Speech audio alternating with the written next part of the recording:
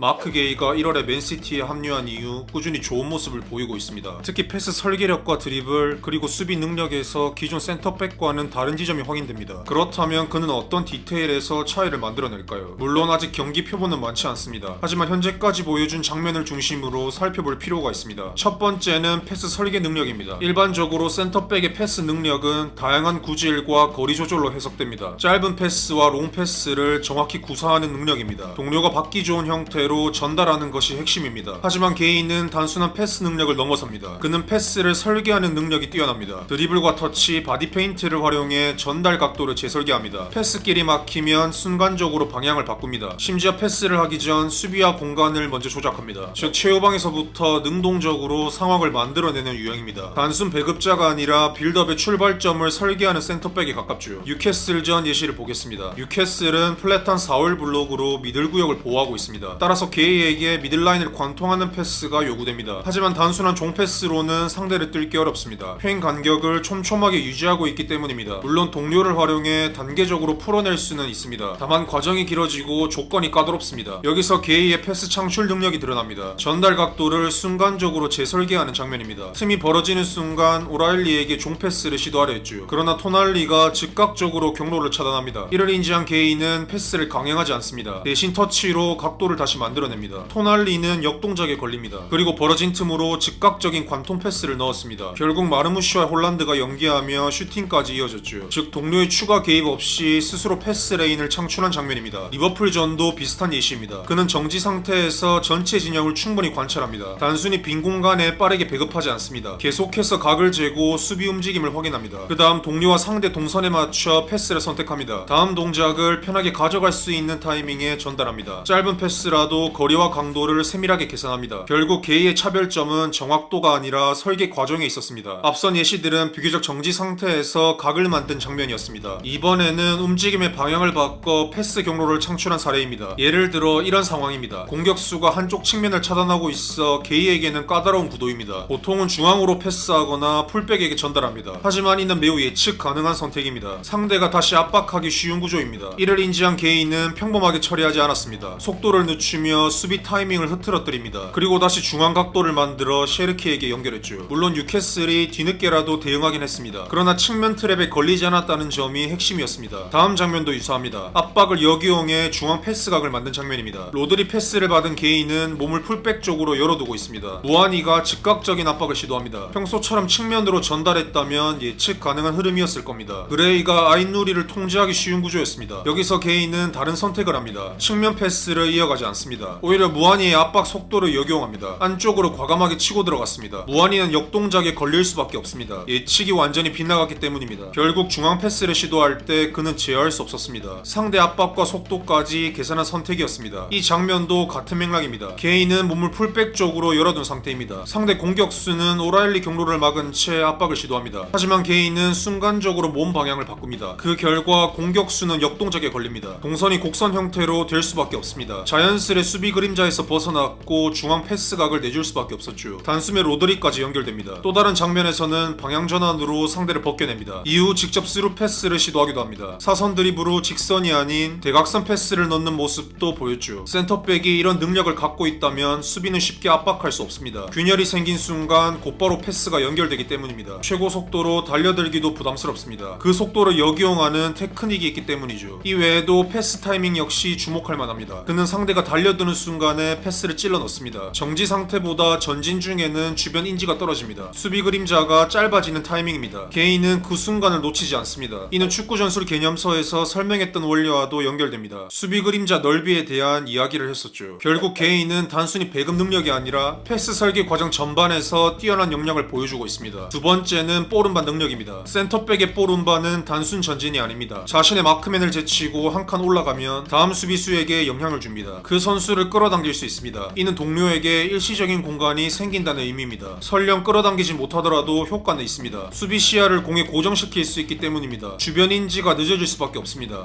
풀럼전에서 이러한 장면이 잘 드러납니다. 게이는 1차 압박 라인을 벗어나기 위해 직접 전진합니다. 하프라인까지 올라섰을 때 패스를 선택해야 하는 상황입니다. 하지만 가능한 선택지는 모두 부담이 있었습니다. 마르무시에게 넣으면 3명의 수비 범위에 걸릴 가능성이 있습니다. 아인누리 쪽 경로도 차단 위험이 있었죠. 그래서 그는 한 번 더 전진했습니다. 선택했습니다. 마크맨에게 혼란을 주기 위한 선택입니다. 윙어를 끌어당기면 풀백은 판단을 바꿔야 합니다. 마르무시 대신 아잇누리를 견제해야 하는 구도였죠. 도전이 아닌 후퇴를 택할 수밖에 없습니다. 결국 게이의 전진만으로 두 명이 마르무시를 제어하지 못하는 상황이 됐습니다. 그는 안정적으로 패스를 연결하는 데 성공합니다. 만약 상대를 끌어내지 못해도 의미는 있습니다. 곧바로 포든에게 전달했다면 히메네즈가 차단할 수 있는 거리입니다. 하지만 게이는 전방 선수를 추월했습니다. 그리고 히메네즈 시선을 자신에게 고정시켰죠. 그 결과 포든은 순간적으로 시야에서 벗어났습니다. 보다 쉽게 돌아설 수 있었습니다. 이처럼 그는 속도로 상대를 벗겨낼 수 있습니다. 공격수를 제쳐 파울을 얻어내기도 합니다. 피벗 지역까지 직접 운반해 로드리에게 여유를 제공하기도 하죠. 이뿐만이 아닙니다. 능숙한 양발 능력도 중요한 요소입니다. 예를 들어 오른발잡이 센터백이 왼쪽에 위치한 상황을 가정해 보겠습니다. 골키퍼에게 볼을 받아 원터치로 전진할 때 보통 오른발을 사용합니다. 단순한 터치는 왼발이지만 곧장 속도를 낼 때는 오른발이 더 익숙하기 때문이죠. 이 경우 각도가 약간 측면으로 열릴 가능성이 큽니다. 오른발 안쪽을 사용하기 때문입니다. 자연스럽게 풀백 쪽으로 흐르거나 종패스에 힘을 실기 어렵습니다. 하지만 게이는 양발이 모두 능숙합니다. 첫 터치를 왼발로 직선 전진이 가능합니다. 덕분에 오른발로 강한 종패스를 넣을 수 있는 각도가 형성됩니다. 해당 장면에서도 패스를 받은 뒤 왼발 원터치로 곧장 전진했습니다. 만약 오른발이었다면 각도가 바깥으로 꺾였을 가능성이 큽니다. 스스로 패스각을 좁히는 형태죠. 그러나 그는 직선으로 치고 나갔습니다. 바닥으로 깔리는 강한 종패스를 실행할 수 있었습니다. 즉 게이는 오른반으로 공간을 만들고 왼쪽 센터백 자리에서도 강한 직선 패스를 구현할 수 있는 자원입니다. 마지막은 수비 능력입니다. 빠르게 살펴보겠습니다. 그는 선제적으로 끊어내는 수비에 강점이 있습니다. 물러서며 대응하는 상황에서도 안정적입니다. 라인 컨트롤 능력 역시 뛰어납니다. 예를 들어 상대 공격수보다 한 박자 빠르게 예측해 볼을 차단합니다. 뒤로 물러나다가도 순간적으로 앞으로 튀어나와 경합에 성공합니다. 라인이 높은 상황에서도 패스 길목을 읽고 차단해냈죠. 당시 리버풀전에서 보여준 이 인터셉트는 매우 결정적이었습니다. 또한 후퇴 상황에서의 1대1 수비도 쉽게 무너지지 않습니다. 에키티케를 의도적으로 직선 방향으로 유도합니다. 상대를 불리한 구역으로 몰아넣는 선택이었습니다. 주변 동료를 활용하지 못하게 만든 뒤 1대1 방어에 성공합니다. 뉴캐슬전에서도 유사한 장면이 있었죠. 오프사이드 트랩 활용에도 능숙합니다. 공격수 시야 뒤에 위치하다가 패스 타이밍에 맞춰 라인을 끌어올립니다. 순간적인 라인 컨트롤이 돋보였습니다. 이는 축구 전술 개념서에서 다뤘던 내용과도 연결됩니다. 센터백의 위치 선정에 따라 수비 이점이 달라진다는 부분입니다. 즉 게이는 수비 전반에서 안정된 퍼포먼스를 보여주고 있습니다. 단순한 피지컬 수비수가 아니라 예측과 타이밍으로 승부하는 유형에 가깝습니다. 지금까지 우리는 게이의 세 가지 측면에 대해 그의 역량을 확인해봤습니다. 첫 번째는 패스 설계 능력입니다. 빌드업 루트가 막히면 순간적으로 방향을 전환합니다. 공간과 상대를 조작하면서 직접 경로를 만들기도 하죠. 두 번째는 볼운반 능력입니다. 마크맨을 벗겨내면서 아군에게 공간을 부여합니다. 수비 블록 균열을 가하는데 능숙합니다. 마지막은 수비 능력입니다. 예측 타이밍이 뛰어나고 1대1 수비도 쉽게 무너지지 않습니다. 라인 컨트롤도 무리 없이 해냈습니다.